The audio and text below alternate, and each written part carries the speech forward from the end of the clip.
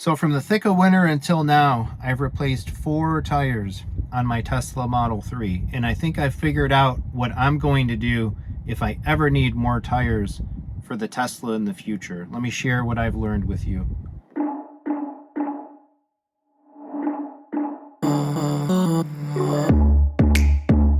So tire number 1 on our car, Tesla Model 3 Performance, got blown out in the wintertime when I was making a left-hand turn. I hit a pothole. Passenger rear tire instantly deflated, pulled off to the side of the road. Long story short, car got towed up to the Tesla service center, got looked at. We got our estimate, nigh on $500 for a tire and the labor to replace and dispose of the demolished one. That was hard to take. I was kind of expecting it to be about that much given the tires that are on the Model 3 Performance itself.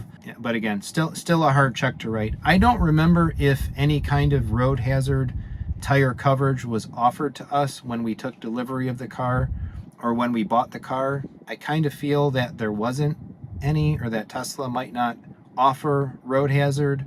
As it is, I don't tend to often buy like warranty things like that. Although in this case, it would have paid off in spades. But in any case, the first time it happened, I didn't really know better, or didn't really think about other options. Tesla had the car, figured Tesla would service the car, no problem. I was expecting it to be an expensive tire. I wrote the check, $500, we got the car back, and all was well and good. A couple of days later, my wife is driving the car down close to the same stretch of road that claimed the first tire in the pothole.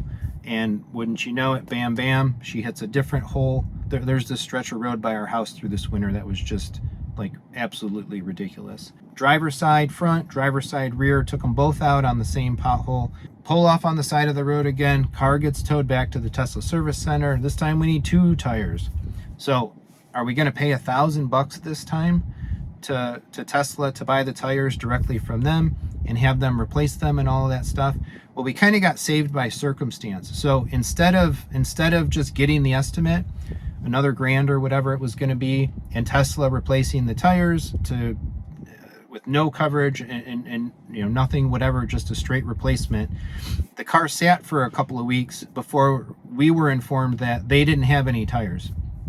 So they were out of stock on these tires.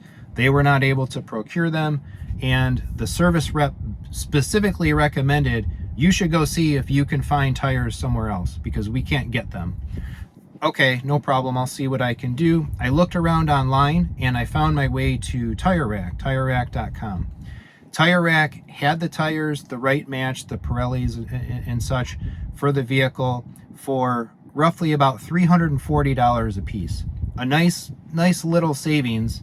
Still had to pay Tesla the labor, of course, because Tire Rack is an online purchase and they're not putting the tires on your car specifically, but you know, a nice little savings. And so I talked with Tire Rack. Tire Rack was aware of Tesla. Tesla was aware of Tire Rack. No problem at all purchasing from Tire Rack and having the tires directly shipped to the service center. They worked everything out. The service center guys took delivery of the tires. I never saw them. I never had to touch them. I didn't have to be involved in the delivery of the transaction, other than buying the tires, of course. And Tesla, again, had no problem with it. Completely willing to take delivery of the tires, to do the labor, to put the tires on the rims, put the wheels back on the car so that we could go get it, be on our way. So a good savings, about $100 a tire, or a little bit more than that, even after labor, cheaper than what the Tesla prices would have been. So I definitely don't mind saving a little bit. Now, I had thought about potentially looking into other places to take the car, but my understanding is that not a lot of shops, not a lot of tire service places and such are ready to handle EVs yet. They don't know how to manage them. They don't have the equipment or the training or whatever to lift them, making sure to maintain the integrity of the battery and that sort of thing. So I've had a couple of shops tell me that when I've asked. And so I've been inclined to just let Tesla service the car, even if it's just simple things like tires and wheels. So when we lost, you know, when my wife hit those potholes, we just had the car taken back to the Tesla service center. But again, buying the tires from Tire Rack, having the tires shipped directly to the service center, buy them cheaper, and Tesla did the labor, that was great. But the kicker is that kind of included in the price in Tire Rack is roadside coverage, road hazard protection for the tires themselves. And now I don't know if you refuse it, if there actually was a way in the Tire Rack shopping cart and stuff to eliminate the road hazard and actually get the tires even cheaper. So it might be one of those things where, yeah, it wasn't actually a deal, or it wasn't really actually included. We actually paid the money for it and bought this road hazard. But the kicker is Tesla never offered any coverage on the tires, road hazard coverage on the tires. And now, and as I mentioned, I'm generally not one to buy warranties and coverage and stuff like that. However, for this car, knowing what I know now about its ability to take a hit, what happens, how easy it is to knock these tires out, and the part of the country that we live in here in Southeast Michigan, 4 seasons, tore up roads, debris, construction, all of that stuff. If I were ever going to buy tire coverage on a vehicle, this is the one that I would want the tire coverage for. So buying the tires from Tire Rack, coming with the roadside coverage, just another weekend or so, 2 weeks or so ago, I walk out of my office to go home for the day. Driver front tire is flat. I go around, look at it. There's a big screw sticking out of the tire, too far over to the sidewall for a sporty performance tire to be able to patch it. Another tow up to the Tesla service center, back up to Clarkston, and yeah, the tire needs to be replaced. Tesla can do it. Another $500 plus deal. Thankfully, the tire that took the screw was one of the new tires. It was one of the Tire Rack tires. And going through the process, getting the road hazard protection from Tire Rack was just an absolute piece of cake. They don't service it directly. They send you to like TRR Claims, a different web page that's kind of like through a partnered third party. And all online, you can start your claim.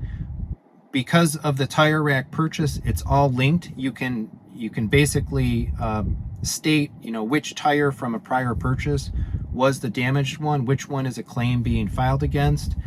The 4th tire, again, the extra replacement tire, bought it directly from Tire Rack. Same deal, bought it from there, shipped directly to the Tesla service center. They did the labor. They put the tire on. They disposed of the screwed one for a little bit of labor cost. After having all of that done, since I rebought from Tire Rack, I had my online receipt, I had my labor receipt, I put all of that into my claim right online.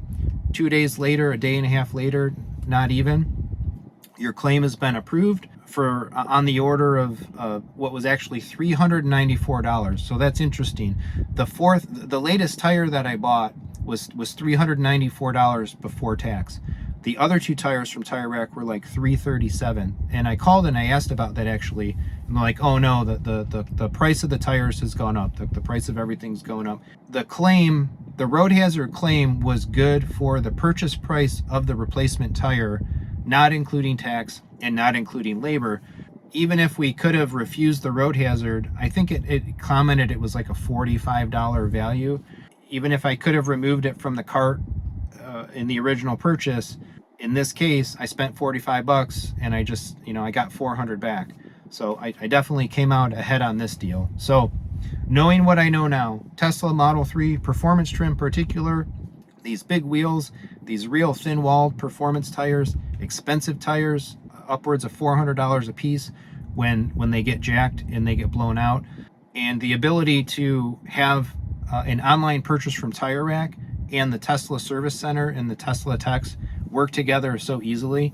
That's my method. If I ever need tires again, I'll be buying them from Tire Rack. I will be making sure the coverage for this car is on those tires and going about it that way. So if you're in the same boat, you need tires for your Tesla, you're stuck, you blew something out, I would strongly recommend looking into doing it this way than just taking the full repair price estimate and whatnot from Tesla themselves. You can save yourself a little bit of money.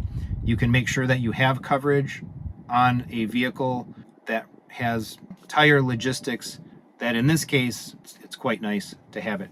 So if you have any questions about it, please ask away in the comments. I think I detailed it pretty good, but if there's anything I left out, if there's something that you want to know a little bit more about, please ask. I'm happy to share more information. Otherwise, please please subscribe, hit the bell for notifications.